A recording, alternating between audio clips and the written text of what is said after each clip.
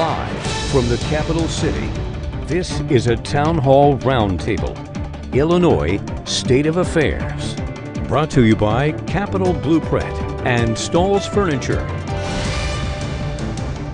Good evening and welcome to tonight's Your Voice, Your Future Town Hall meeting, brought to you by News Channel 20. The topic, Illinois State of Affairs. I'm Adam Reif. And I'm Stacey Skryzak. For the next hour, we'll discuss the state of Illinois' political landscape with a wide variety of political players, lawmakers from both sides of the aisle, labor leaders, policy experts, and media members covering the Capitol. We'll hear directly from those people who are responsible for the current state of affairs and those who will influence where the state goes from here. Before we get started with our panelists tonight, let's take a look at how the state of Illinois has gotten to where we are today. It was 207 days ago, on January 14th, that lawmakers and the state's new governor, Bruce Rauner, were sworn in. The governor gave his first State of the State address on February 4th and followed up by introducing his ideas for the state's next budget on February 18th, which included massive savings from a hypothetical new pension plan and renegotiated contract with state unions. In addition to the hypothetical savings, the plan also included huge cuts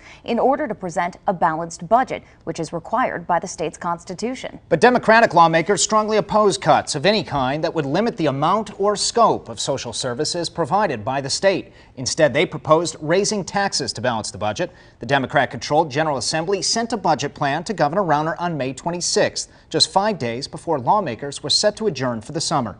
Governor Rauner approved part of that budget plan in order to fund public schools, but vetoed the rest. The state began the new fiscal year on July 1st without a budget. Should discussion of increased taxes be a showstopper, or does it need to be part of the solution?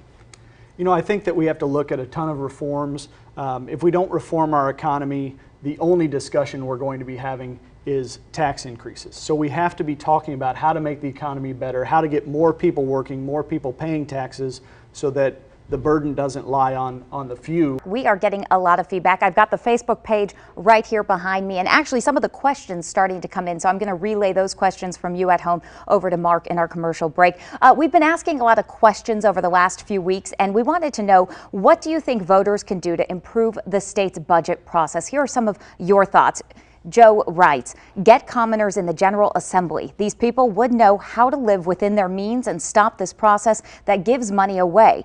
While Stan writes, this is a no-brainer. The voters need to vote. The voters are supposed to control who is elected, and it's their responsibility to study the candidates' qualifications and make good choices. A budget is a budget, whether it be in a household, a business, or government. Special treatments, handouts, financial breaks for special interests are not good business. Clean house. Start all over again. Too many people and businesses fleeing Illinois. We need fresh eyes and minds to get us out of this disaster we are in, for the sake of taxpayers and the state.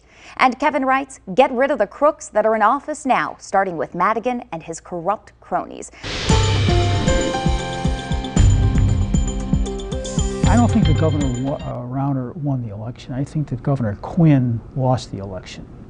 And we're back with our policymaker segment for tonight's roundtable. Thank you for staying with us. Let me introduce our guest this evening, Mrs. Christina Rasmussen with the Illinois Policy Institute to my left, and Mr. Robert Reed with Better Government Association. Thank you for joining us. Absolutely. That was quite a statement. So let's start off with you, Mrs. Rasmussen. Did Governor Quinn simply lose this election? The public complains about the Illinois legislature, but they send the same people back to Springfield every year. What does it tell us? Well, part of the problem, though, is that the system is rigged. Politicians choose their voters in Illinois because the majority party draws the map, the district map. And so they can say, I want that town, I want that block, I want that house in my district because there's 10 voters in that house and they all love me. And we have to get away from that. The real split isn't, Rauner won, I think, 15 Democratic-held Senate districts last year. Not all those 15 senators were up for re-election because we have staggered terms. But there needs to be a lot more competition in our system. And it's being blocked by the majority party right now. And before that, it was blocked by the other party when it was a majority. Thank you for watching our Town Hall Roundtable, Illinois State of Affairs, brought to you by Capital Blueprint and Stall's Furniture.